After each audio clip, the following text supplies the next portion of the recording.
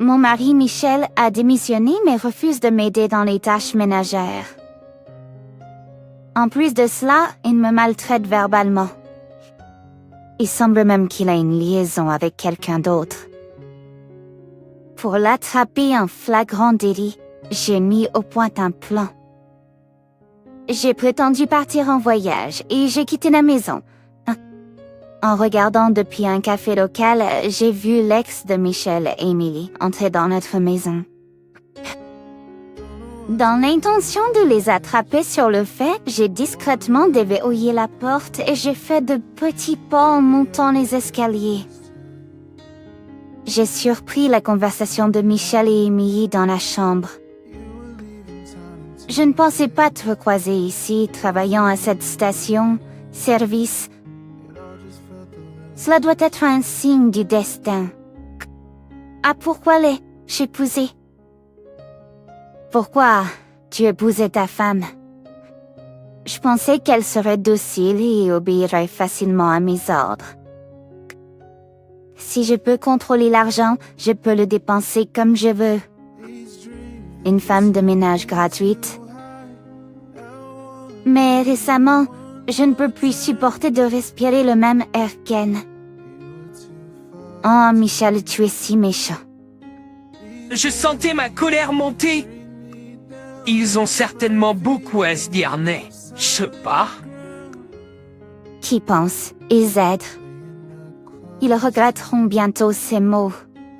Je m'appelle Diane, une femme au foyer de 30 ans. Après l'obtention de mon diplôme universitaire, j'ai commencé à travailler dans une petite entreprise et j'ai travaillé dur pour m'adapter à l'environnement de travail. C'est seulement lorsque j'ai commencé à me sentir à l'aise dans mon travail que j'étais déjà dans la vingtaine. Alors que les nouvelles de mes amis qui se mariaient affluaient, j'ai ressenti la pression. C'est à ce moment-là que j'ai rencontré Alexandre par l'intermédiaire de connaissances communes.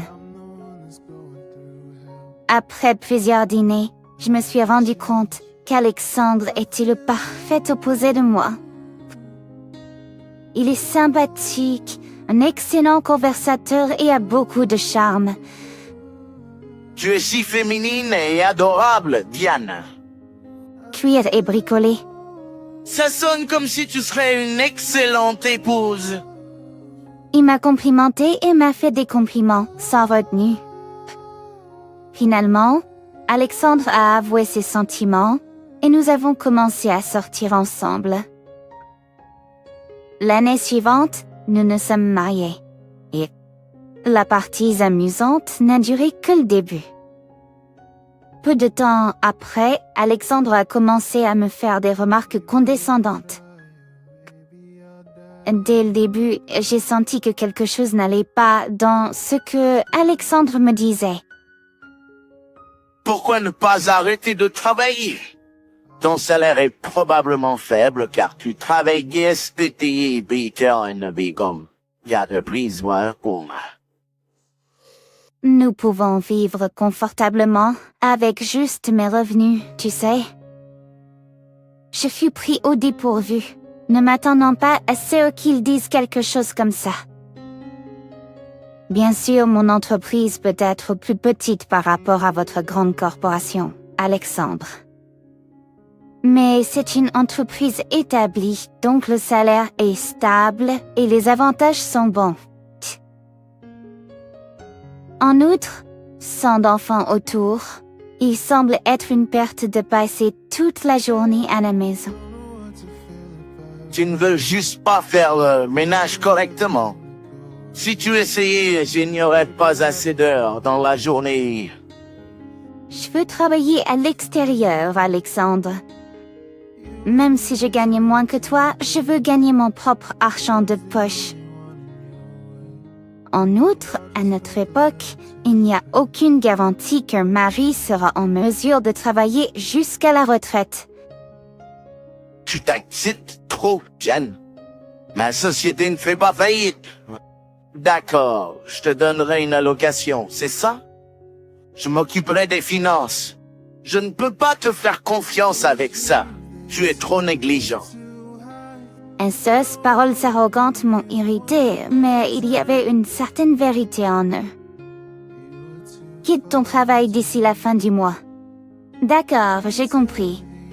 C'était vraiment dommage parce que j'avais commencé à apprécier mon travail, mais je ne pouvais pas contester Alexandre, alors je me suis juste laissé faire.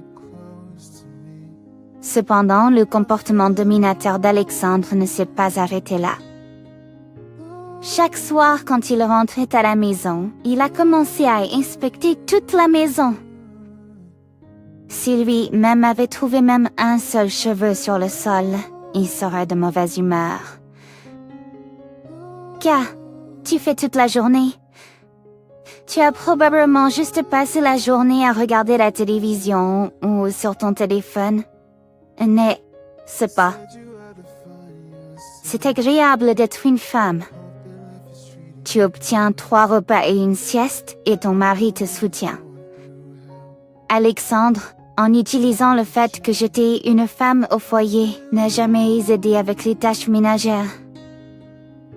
Quand j'étais alitée pendant 3 jours avec la grippe, il n'a même pas lavé ses propres assiettes et s'est plaint au lieu de s'inquiéter pour moi. Ce désordre est de ta faute. Pourquoi ne peux-tu pas prendre soin de toi? Tu tombes malade comme ça parce que tu traînes toujours. Allons, tu peux faire des tâches ménagères même avec une légère fièvre. Ah, je suis désolée. C'était comme ça tous les jours. Alexandre pensait le moindre de mes erreurs. Je voulais lui tenir tête, mais je l'aimais encore, Alexandre, et j'avais peur de commencer une querelle qui pourrait aboutir à une proposition de divorce. Il est probablement juste stressé par le travail en ce moment. Si seulement il pouvait se calmer un peu, il devrait revenir au gentil Alexandre que je connaissais quand nous sortions ensemble. Je me disais cela, supportant chaque jour. Mais comme pour se moquer de mes faibles espoirs, Alexandre est devenu de plus en plus arrogant chaque jour. Il exigeait trop de féminité de ma part. Toujours joli. Ça ne fait pas honte? Je comprends. Garde tes cheveux bruns et lisses. Pas de pantalon. Porte une jupe puisque tu es une femme. Je vais le faire. Ne porte pas les mêmes vêtements tout le temps. Sinon les gens penseront qu'on est fauché. Personne ne va penser ça. Tu es si naïve. Je regarde ce que portent les jeunes femmes du quartier. Les autres font sûrement la même chose. Fais juste ce que je dis. Il m'obligeait à me teindre les cheveux chaque mois, à les lisser et à acheter régulièrement de nouveaux vêtements. Pourtant, il ne me donnait qu'une allocation. Il ne me donnait qu'une allocation de $50 par mois au début. Avant le mariage, je dépensais mon épargne, mais quand cela s'est épuisé, j'ai demandé à Alexandre la permission de travailler depuis la maison. Je pensais reprendre mon passe, temps de fabriquer des accessoires de perles. Aujourd'hui, si cela devient populaire en ligne, cela se vendra, ce qui est un avantage de cette époque. Il s'avère que cela est devenu plus populaire que je ne l'avais prévu, et rapidement devenu un sujet à la mode. Et en un rien de temps, j'étais réservée pour l'année suivante. Travailler seulement pendant les jours de semaine n'était pas suffisant. Même après que Alexandre soit rentré à la maison ou pendant les week-ends, j'ai continué à travailler, ce qui a suscité de la sarcasme de sa part. C'est agréable d'être une femme au foyer. Jouer à la maison et gagner toujours de l'argent. Oh mec, je souhaiterais pouvoir jouer à des jeux vidéo toute la journée et gagner de l'argent. Eh bien, pourquoi ne pas travailler à temps plein et rester à la maison? Sérieusement, en suggérant cela, le visage d'Alexandre est devenu rouge vif de colère. Est-ce tout faux? Je travaille dur pour cette entreprise. Sans moi, il ferait faillite. J'ai dû retenir mon rire. L'entreprise d'Alexandre est une corporation de renommée mondiale. Un employé de niveau moyen qui démissionnerait ne ferait pas de différence. Un soir, Alexandre a ramené à la maison ivre et s'est approché de moi alors que je fabriquais des accessoires dans un coin de la salle de séjour. Il parlait avec une odeur d'alcool et de la nourriture. Je vais le réchauffer au micro, onde. Laisse-moi juste une minute. Une fois que je connecte le fil avec des pinces, la pièce sur laquelle j'ai éraillé pendant une semaine sera enfin terminée.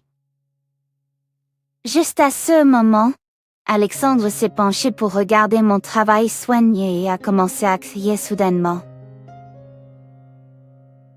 Est, c'est plus important que le dîner de ton mari. Tout le monde plaisante ici. Alexandre a arraché ma pièce de mes mains et a tiré le fil violemment. Des perles étincelantes ont volé dans les airs, se dispersant partout sur le sol. Il a donné un coup de pied à la table devant moi, a lancé le récipient de perles contre le mur et s'est ensuite affalé sur le canapé, ronflant bruyamment avant longtemps. C'est terrible, et l'échéance est demain. Des larmes coulaient sur mon visage. Je récupérais les perles, travaillais toute la nuit sans dîner et parvenais à terminer. Épuisé, je l'envoyais par courrier express. Quand je suis rentrée chez moi, Alexandre attendait à la porte d'entrée et avait un froncement de sourcils. « Où étais-tu si tôt dans la matinée ?» J'ai livré la pièce au client. L'échéance était ce matin.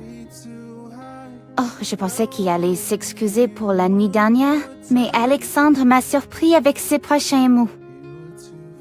Je quitte mon travail, alors tu n'auras pas à repasser mes chemises pendant un certain temps.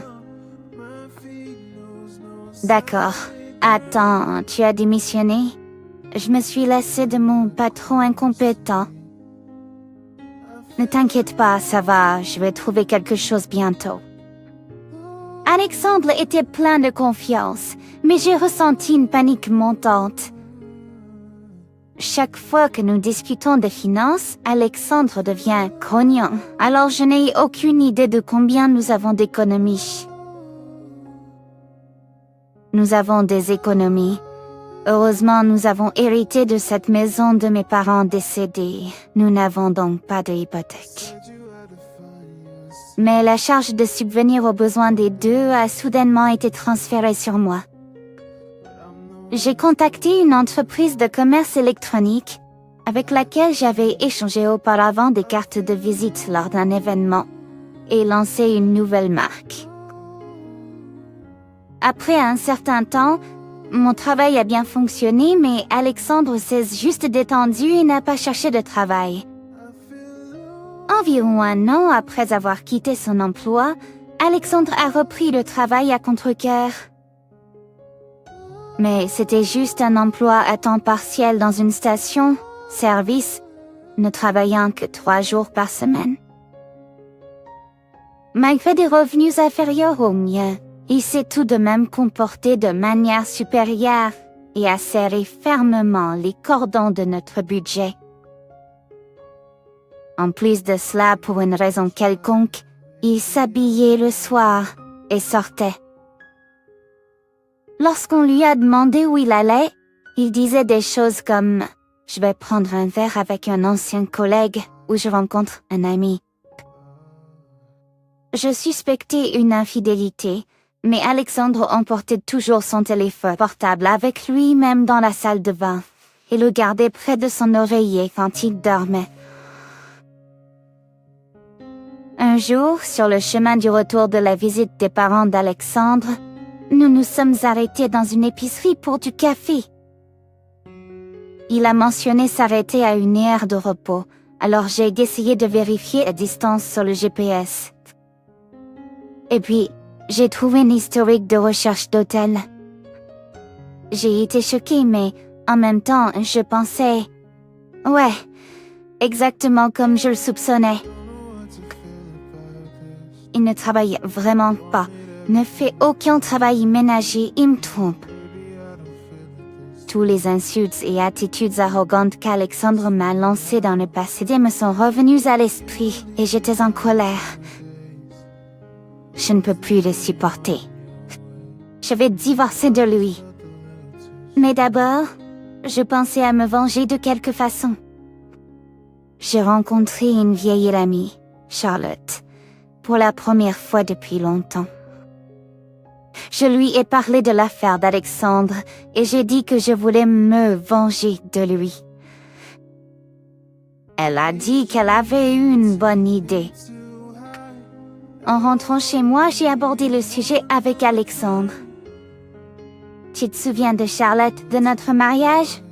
Ah, oui. Est-ce que je peux faire un voyage de 3 jours et 2 nuits avec Charlotte le week-end prochain? Bien sûr, à mes frais. Ça a l'air génial. Tu devrais prendre une pause de temps en temps. Comme Charlotte l'a dit, Alexandre a accepté tout de suite. Il va certainement amener sa maîtresse dans notre maison pendant mon absence. Ce jour, là, je suis partie de la maison avec ma valise.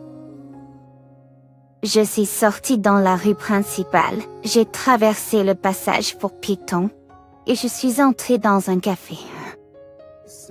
Là, j'ai rencontré Charlotte assise à la fenêtre. Alors que nous mangeons nos casseroles, je gardais un œil sur la rue. Après un moment, une femme blonde avec un chapeau noir et des lunettes noires est apparue. Dans une rue bordée de centres commerciaux et de bâtiments, où des familles et des enfants se promenaient ou faisaient du vélo, cette femme se faufilait, essayant de ne pas attirer l'attention et... elle avait l'air franchement suspecte. Lorsque la femme a enlevé ses lunettes de soleil et a regardé en haut vers ma maison, je me suis rendu compte que c'était sa maîtresse, confirmant mes soupçons. Et je regardais ma maison depuis une rue latérale. Je reconnais ce visage. Oh, c'est l'ex, petit ami d'Alexandre. Son ex? Oui, je crois que son nom était Emily. Je m'en souviens parce qu'Alexandre m'a déjà montré sa photo sur son écran de téléphone. Il semblait se vanter de sortir avec une beauté plus âgée à l'époque. Comme je regardais par la fenêtre, Emily est arrivée comme prévu. Alexandre l'a accueillie et elles sont entrées dans notre maison. Alors que j'allais me lever de mon siège, Charlotte a demandé: Elle doit probablement être en sueur, donc elle va probablement se diriger directement vers la salle de stop. Oui, bon. Si tu veux les attraper là-bas, tu devrais y aller maintenant. Mais si tu veux les attraper en train de se faire câliner dans la chambre, tu devrais attendre encore 30 minutes. Qu'est-ce que tu vas choisir? Je pense que la chambre est plus sûre. Je discutais avec Charlotte pour passer le temps, et 30 minutes plus tard, je quittais le café. J'étais remplie de colère plutôt que de tristesse en me sentant trahie. J'ai réalisé que mes sentiments pour Alexandre s'étaient estompés depuis longtemps. Je déverrouillai discrètement la porte d'entrée et montai furtivement les escaliers. Je pouvais entendre Alexandre et Emily parler dans la chambre. Je ne pensais jamais te recroiser ici, travaillant dans cette station. Service. Cela doit être un signe du destin. Ah, pourquoi je épousé? Pourquoi tu épousais ta femme? Je pensais qu'elle serait docile et obéirait facilement à mes ordres. La colère m'a submergée. Ils ont osé ça. Tu penses, ils aident. Ils leur ingrètent. Alors que j'allais tourner la poignée de la porte, il m'a semblé qu'Alexandre avait senti ma présence. J'ai entendu des bruits de déplacement derrière la porte. En ouvrant brusquement la porte, la pièce était vide. Sur mon lit, il y avait un ensemble soigneusement plié de pyjamas bleus et roses. En regardant par la fenêtre, j'ai remarqué que le rideau était coincé dans celle-ci. Ils ont probablement paniqué et se sont enfuis sur le balcony en sous-vêtements. J'ai délibérément appelé à haute voix. « Alexandre, es-tu là ?» Bien sûr, il n'y a pas eu de réponse. Imaginer les deux en train de se cacher et se courbant sur le balcon m'a donné envie de... Oh, il semble qu'il n'y a personne. Oh, regarde, la fenêtre est déverrouillée. Je me suis approchée de la fenêtre, l'ai verrouillée et suis sortie de la pièce. Notre maison est légèrement en retrait de la route principale, mais le balcon est clairement visible depuis celle-ci. Elle est proche des bâtiments de bureaux et des centres commerciaux et il y a toujours beaucoup de circulation piétonne, même le matin. Si les gens voyaient un homme et une femme sur un balcon en sous-vêtements, cela attirerait certainement l'attention. Mais a été. En laissant la maison avec un sourire en coin. Et ce matin, là, après une nuit à l'hôtel d'affaires, je me suis réveillée en me sentant revigorée.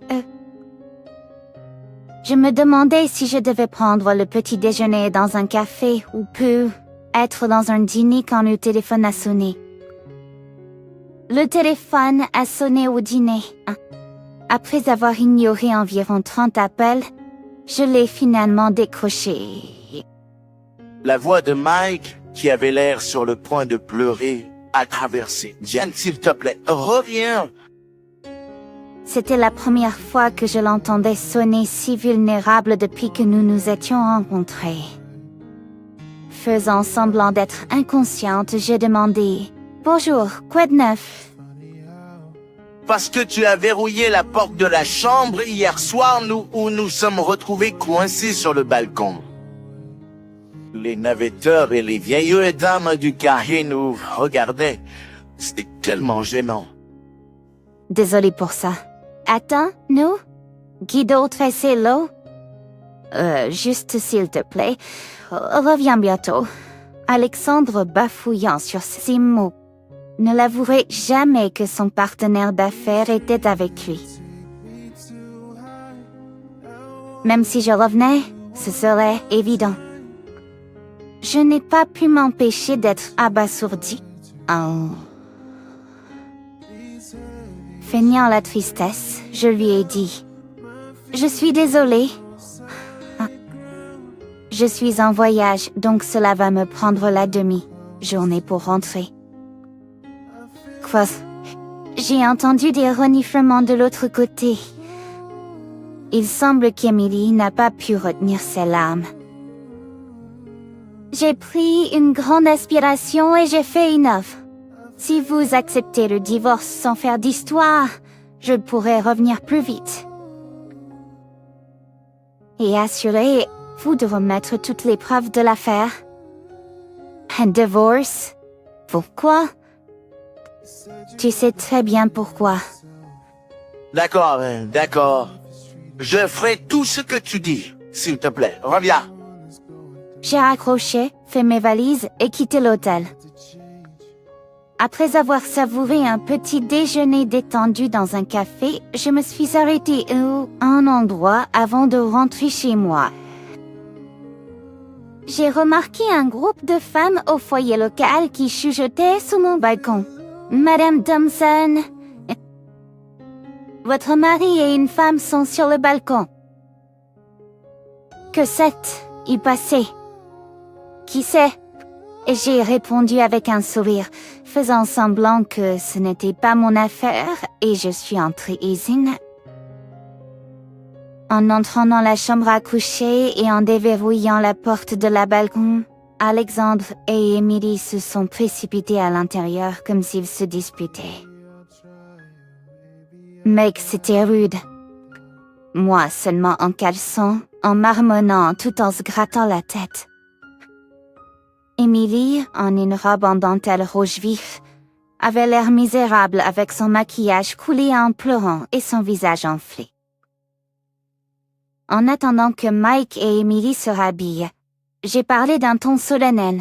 Maintenant, montrez-moi les preuves de l'affaire comme promis. Vous avez des textes et toutes sortes de preuves, n'est-ce pas? Alexandre sourit alors que je tends la main. Qui pense que tu vas me remettre ça? Quoi? Vous préparez probablement à me soutirer de l'argent et ensuite à me quitter. N'est-ce pas, Émilie? Émilie a hoché la tête. Il semblait qu'Émilie continuait délibérément une relation avec un homme marié. Continuer une relation avec un homme marié, je n'étais pas sûre s'il pensait que j'étais choquée par le silence. Alexandre s'est senti sûr de lui et a continué. Tu penses que tu peux vivre sans moi? Jouer la victime sur une petite affaire? Continue simplement à prendre soin de moi comme vous l'avez toujours fait. D'accord, enregistrement terminé. J'ai soulevé mon téléphone et j'ai appuyé sur le bouton d'arrêt d'enregistrement, laissant Alexandre stupéfait. Je t'ai souri et j'ai expliqué. Je ne m'attendais pas à ce que tu m'obéisses. J'attendais que tu t'incrimines, toi, même pendant notre conversation. Vos commentaires, à l'instant, sont des preuves suffisantes de maltraitance verbale et d'infidélité. Hein? Tu penses que ça va être facile? Je sais plus. J'ai gardé un enregistrement de vos abus verbaux depuis plus d'1 an. Et à propos de l'affaire, j'ai engagé un détective privé il y a environ 2 mois. Je viens juste de recevoir une pile de photos accablantes. Alors que j'étends les photos de ma valise sur le sol du salon, le visage d'Alexandre s'est raidi. Il y avait des clichés incontestables d'eux étant affectueux en public, entrer joyeusement dans des hôtels et se serrer dans la voiture d'Alexandre. Alexandre, tu m'avais dit que ta femme ne serait jamais au courant. Que allons-nous faire maintenant? Alexandre, tu m'avais dit que ta femme ne serait jamais au courant. C'est beau, Émilie. Laisse-moi m'en occuper. D'où vient cette confiance? Je lui ai demandé d'une voix calme. Je vais vous poser une question. Pourquoi supposez-vous que je ne peux pas vivre seule? J'ai un revenu stable. Je pense que toi, qui ne peux pas faire le ménage, auras plus de man. Il croyait encore en mon amour pour lui. Comme il était délirant. Essayant de changer de sujet, je me suis tournée vers Émilie. Bien sûr, une fois que vous vous mettrez en couple avec cet homme, vous devrez probablement subvenir à ses besoins. Que de la chance, Dan. Les enfants? Émilie a dit, en regardant Alexandre. Émilie, tu ne savais pas? Ah non, je n'ai pas l'argent. Je ne peux pas faire cela. Ah non. Elle a ajouté, l'atmosphère devenant tendue après ma déclaration. Je pensais que tu étais célibataire. Émilie a baissé les yeux, regardant coupable et mordillant sa lèvre. Émilie a dit. Elle a été divorcée 2 fois. Vraiment? Et elle a un enfant aussi vieux? Non, ouais, je dis, Alexandre dévisageant Émilie, ses yeux étroits. Qu'est ce qui ne va pas avec un enfant plus âgé? Alexandre, tu aimes les enfants? Ne parle pas comme ça, c'est... Alexandre n'aime pas les enfants. C'est pourquoi nous n'en avons pas. J'ai glissé et Émilie a regardé Alexandre avec incrédulité. Il m'a menti. Tom cruel. J'ai soupiré devant la colère de Sarah. Tu n'es pas différent, Sarah. Oh, vous semblez avoir un cercle d'amis assez coloré. Devant un Mike perplexe, j'ai présenté des documents concernant Sarah. J'avais engagé un détective privé pour enquêter sur Sarah, et il s'est avéré qu'elle était impliquée avec plusieurs autres hommes mariés, dont Alexandre. Bien que je n'ai pas trouvé de photos comme preuve dans un jour, le rapport indiquait qu'elle était au milieu de problèmes avec les femmes de ces hommes mariés. Émilie est devenue pâle, bégayant sa défense. Non, vous vous trompez. La personne dont je suis tombée amoureuse s'est avérée être mariée. Eh bien, vous sortiez toujours avec Alexandre en même temps, n'est-ce pas? J'ai regardé pour voir le visage d'Alexandre, déformé par la colère. Explique-toi. Tu m'avais dit que tu ne sortais avec personne. Alexandre a confronté Émilie, qui semblait fatiguée de devoir s'expliquer. Enfin, avec un reniflement, elle a répondu avec arrogance. Eh bien, cela coûte cher d'élever un collégien. Les spas, les salons de beauté et les bars à ongles ne sont pas bon marché non plus.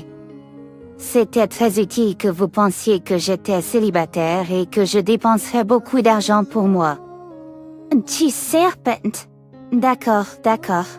Réglez vos différends ailleurs. De toute façon, je vais commencer à engager la procédure de divorce. Accordons-nous sur les termes, puis divorçons. J'ai dit froidement aux deux.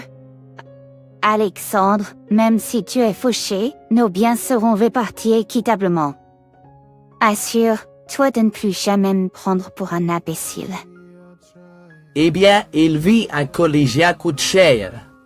Les spas, les salons de coiffure et les bars à ongles ne sont pas bon marché non plus. En fait, d'un reniflement, elle a répondu avec arrogance. Eh bien, élever un collégien coûte cher. Tu es le directeur d'une grande entreprise et tu es fauché? C'était il y a plus d'un an.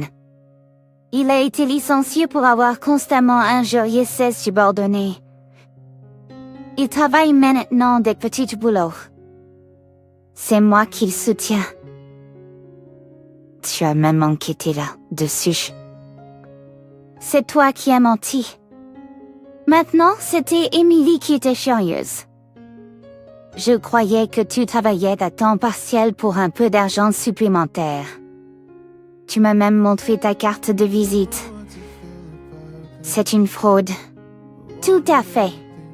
Je suis d'accord. J'ai toujours me demandé, Alexandre, pourquoi vous agissiez si hautement autour de moi, même quand vous ne travaillez qu'à temps partiel. Maintenant, je comprends. Admettre que je vous soutiens blesse votre fierté, hein? Le visage d'Alexandre est devenu écarlate. Quel petit homme. J'avais tellement tort à votre sujet.